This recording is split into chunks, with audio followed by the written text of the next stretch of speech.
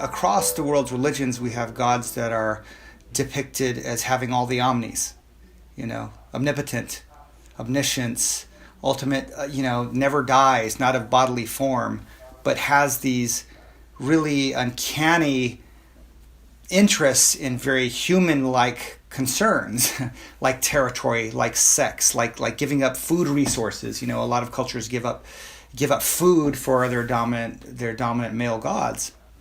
Why would that be? Why would a god require these things who doesn't need these things? So the answer is this God is based on us. And it's not until we really understand some of our evolved psychology, especially our reproductive psychology, that we can begin to really delineate what drives people to commit atrocities or engage in jihad or crusades or steer airplanes into buildings based on their religion or oppress women, things like that. Okay, so it sounds to me like there are some qualities that gods have that humans share, and it sounds to me like there's a leap that's made, which is like, hey, first of all, why is it that gods have these qualities when they seemingly don't need them?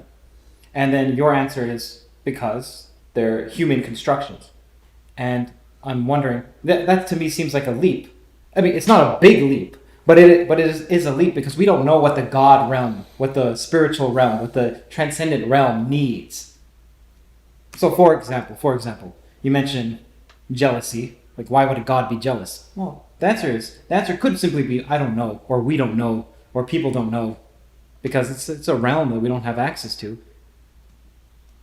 What's wrong with simply saying that we don't know? Why is the leap made from human motivations and intentions to okay, therefore the god must be a human construction? I don't think it's ever a good idea just to say we don't know and leave it like that, or it's cannot be explained, or it's just mysterious. I think we have to seek answers to the unknown, and the more we do that, the better life gets for everybody. The human experience progresses along. So to understand the God of the Abrahamic faith, for example, I think some basic tenets of our reproductive psychology is probably in order so that viewers will understand where this is all coming from.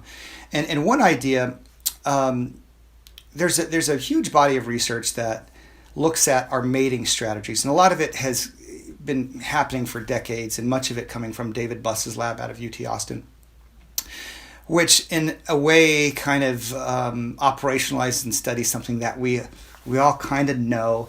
And one is that men and women engage in different reproductive strategies. Men tend to prefer numbers. Men engage in a number strategy. Across the world, men tend to prefer more sexual partners as compared to women.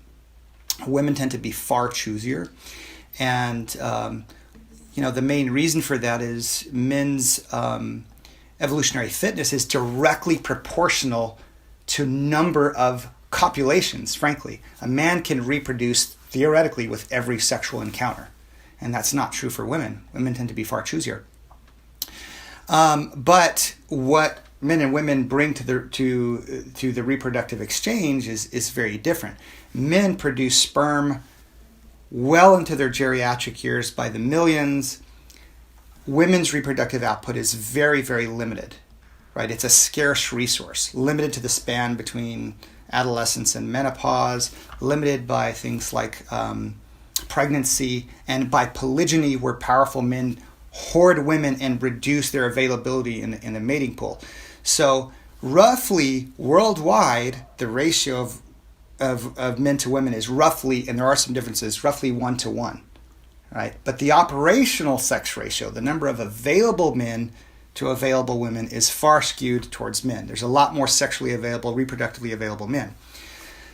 So just like in economics, when you have resources that are scarce and high demand, you have competition. And very often that competition has been violent, in the natural world. And we can see this in other primates. I mean, male baboons will chase each other on the savannas and attack each other with these 5-inch long canines. All kinds of male primates compete for sexual access. Chimpanzees, this is really interesting. if you ever get to watch one of these documentaries, it's fascinating where you show chimpanzees preparing for war. Normally boisterous, loud, hooting, panting, grab-assing chimpanzees go totally quiet.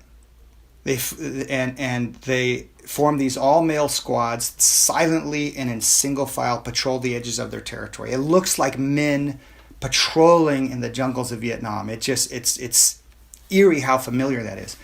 So if they find a smaller troop or a lone male, they attack them savagely. And if numbers are superior, often they kill the males. So when enough of these raids are conducted, they can eliminate all the males from the rival troop and move into that territory. Fruit trees, game animals, and females. They absorb the females in that group, so that increases their reproductive opportunity. So chimpanzees have a reproductive incentive to form male alliances and make war. Men have this incentive too.